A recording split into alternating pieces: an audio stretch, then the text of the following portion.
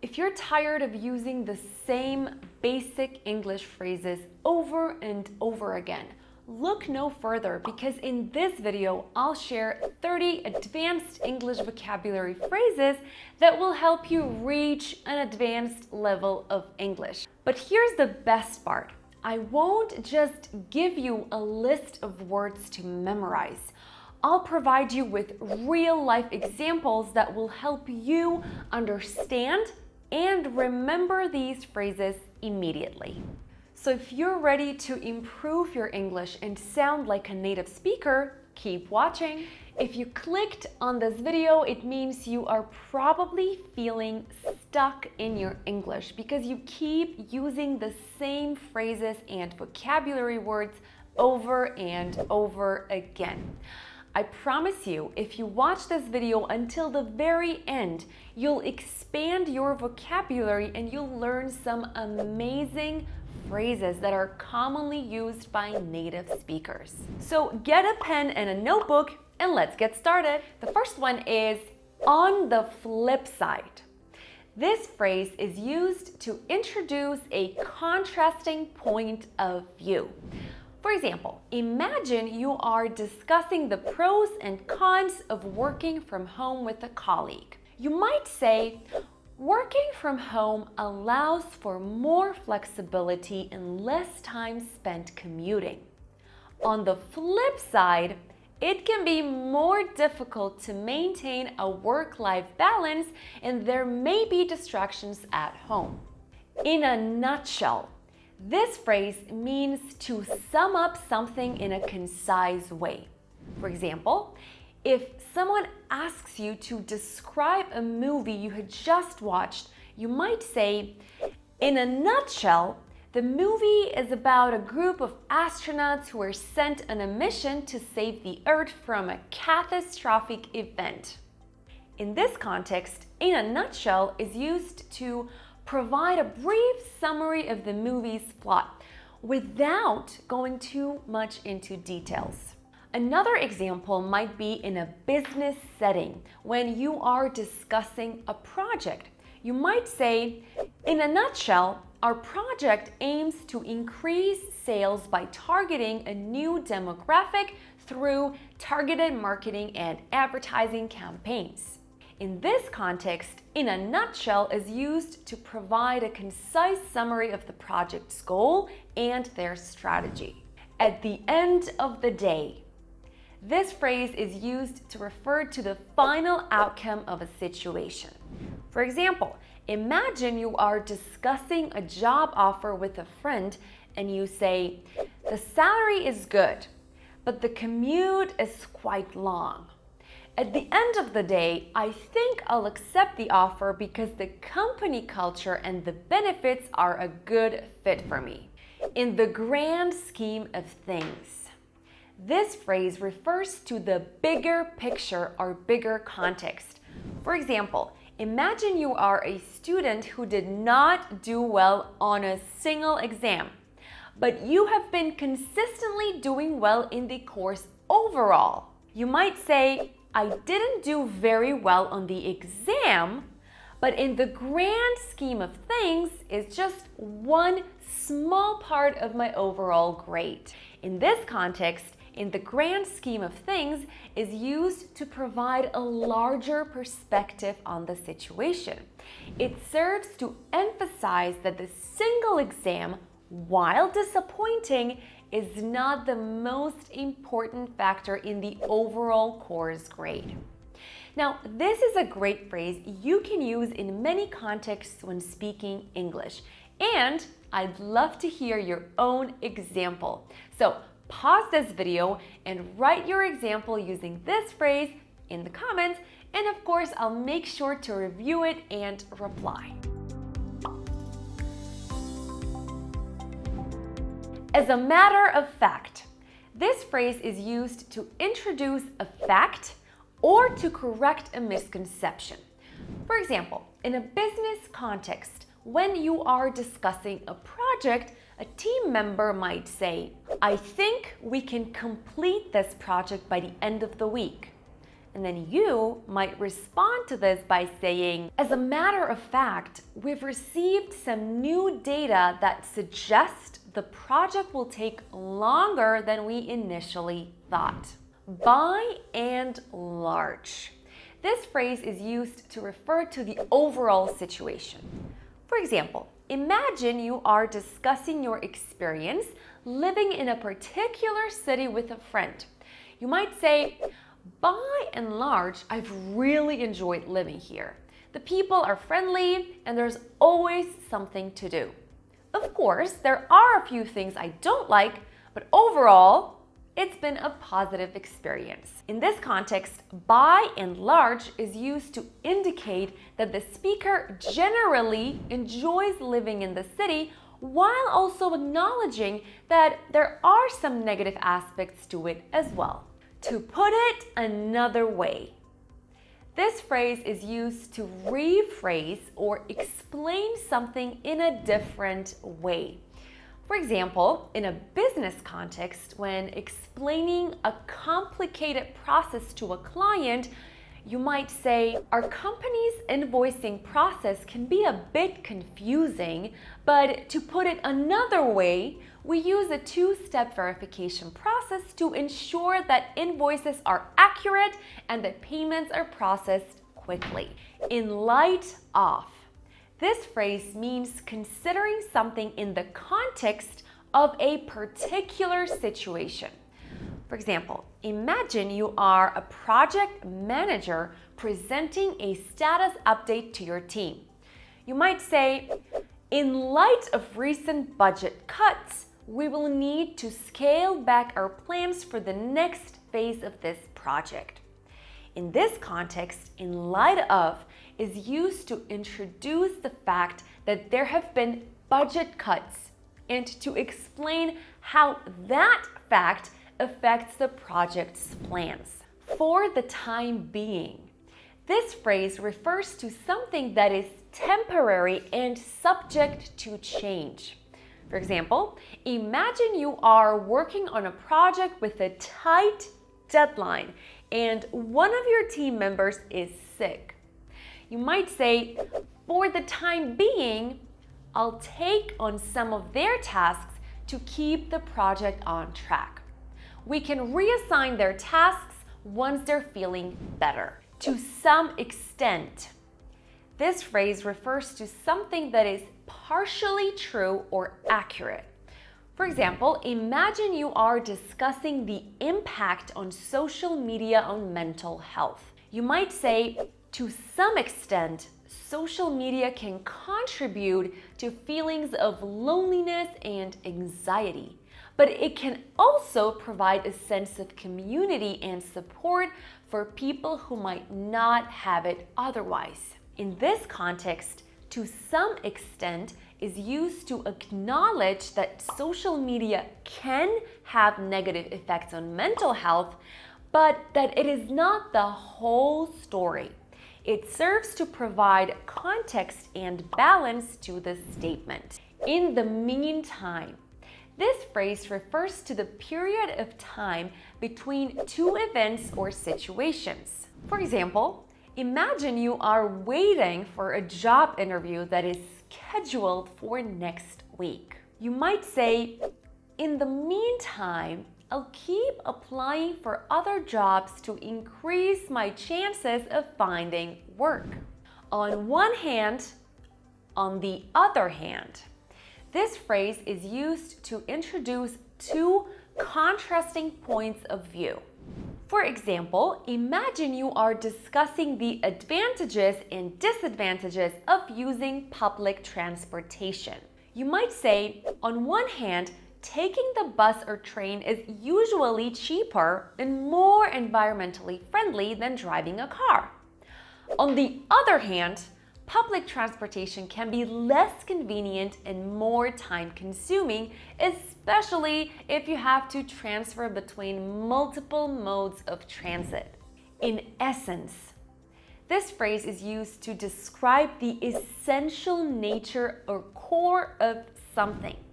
For example, in a business context, when describing the core mission or core values of a company, you might say, in essence, our company is committed to providing innovative solutions that meet the needs of our customers and drive growth.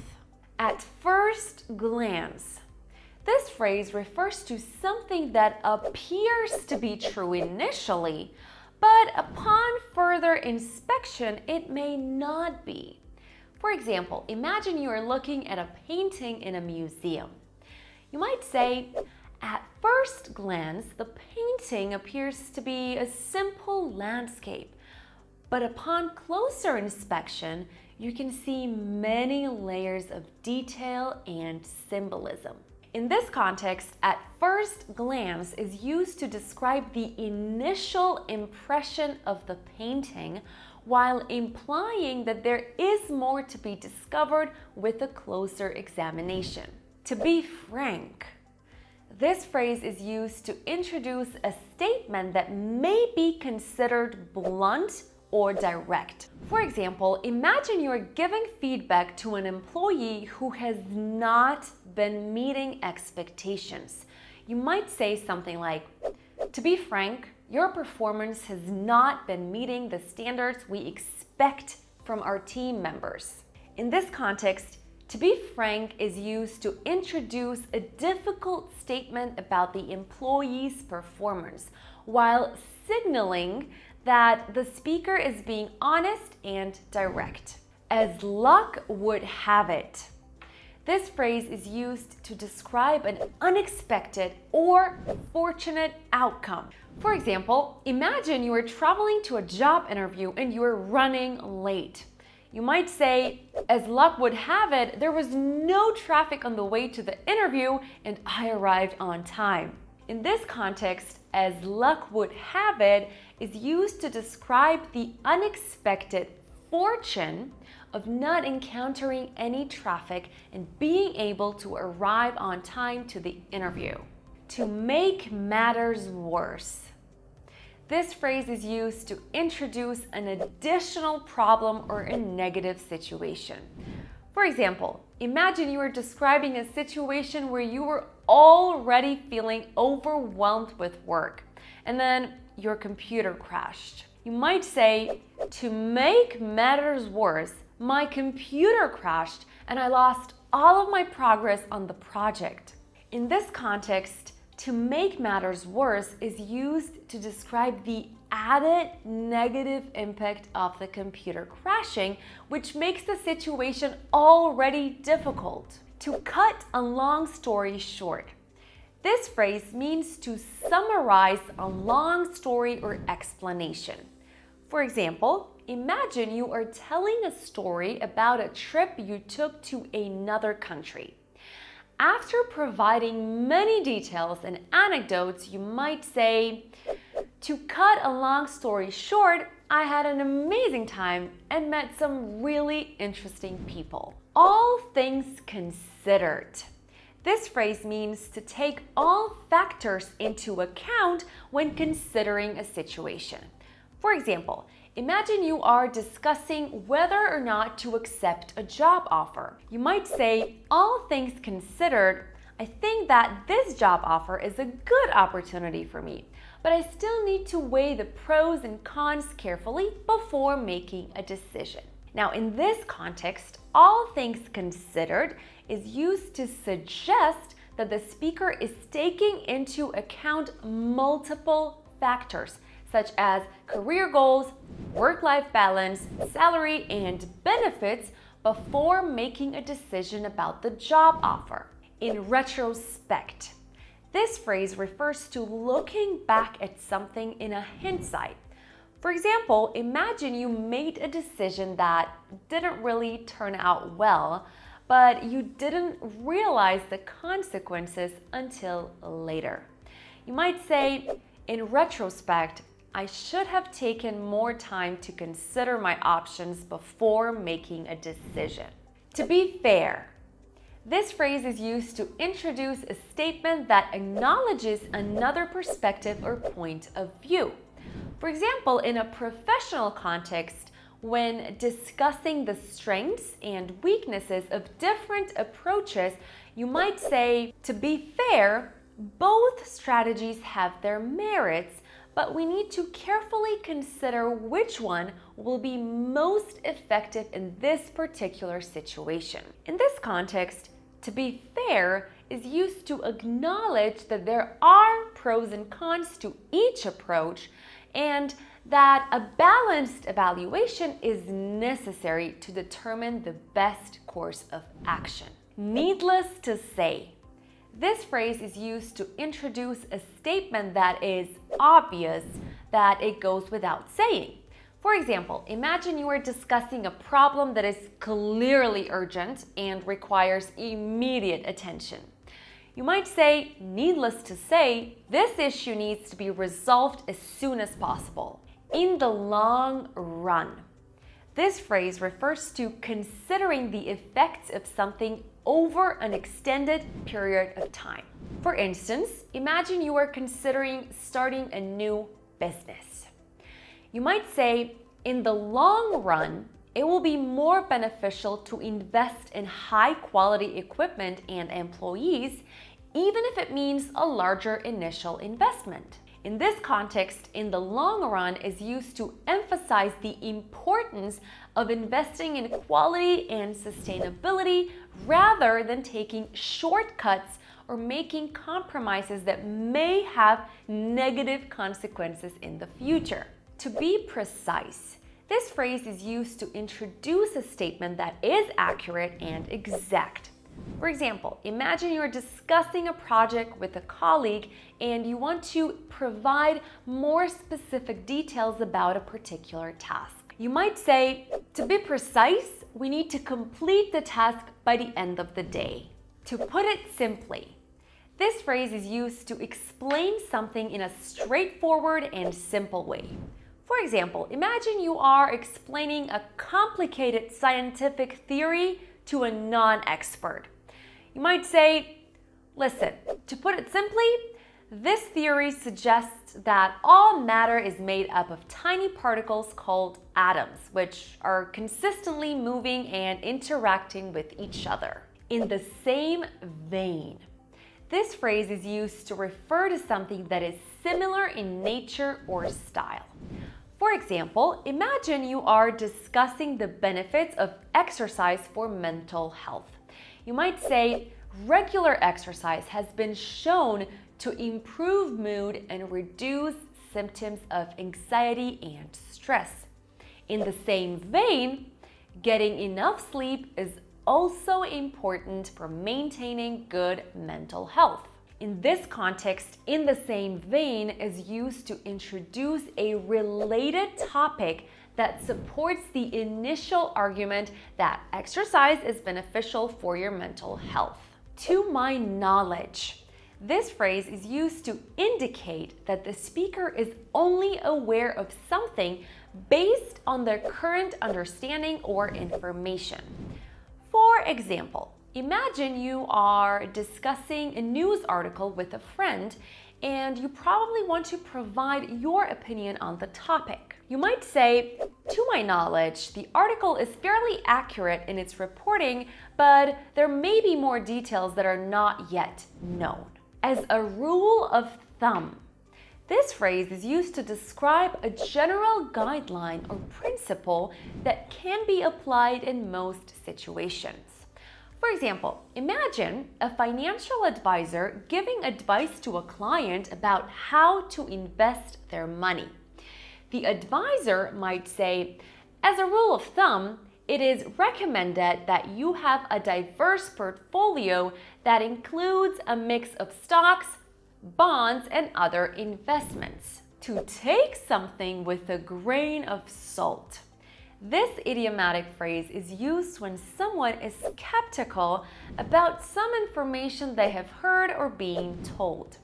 For example, imagine your friend is telling you a rumor about something. It can go like this. Carla told me that she heard a rumor that our boss is planning to lay off a bunch of employees next week. However, Carla has been known to exaggerate things in the past, So I'm gonna take that information with a grain of salt until I hear it directly from our boss. To play devil's advocate, this phrase is used when someone presents an argument or a viewpoint that they may not necessarily believe in order to challenge or test the strength of another argument. For example, you suggest in your company that you should take on this new project, but somebody is challenging your opinion by opposing to your statement. You might say, I suggest that we should invest all of our company's resources into this new project.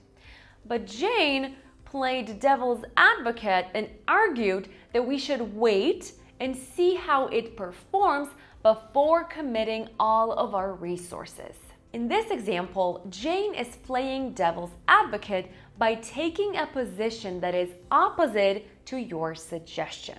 Playing devil's advocate means to take a position that is different from the majority or opposite to one being discussed in order to present an alternative perspective. And that's it. By incorporating these 30 phrases, you will sound more confident, more sophisticated, and fluent in your English. Remember, learning new phrases is just the first step. To truly master them, practice using them in your daily life and take advantage of every opportunity to speak in English. Now, if you've stayed until the end and if you found this video valuable, make sure you watch this one as well, where I will help you learn 20 of the most common idioms used by native speakers. Finally, if you've made it this far and still haven't subscribed to my channel, hit that subscribe button and give this video a thumbs up to support my work. Until the next video, stay zen and I'll see you then. Bye!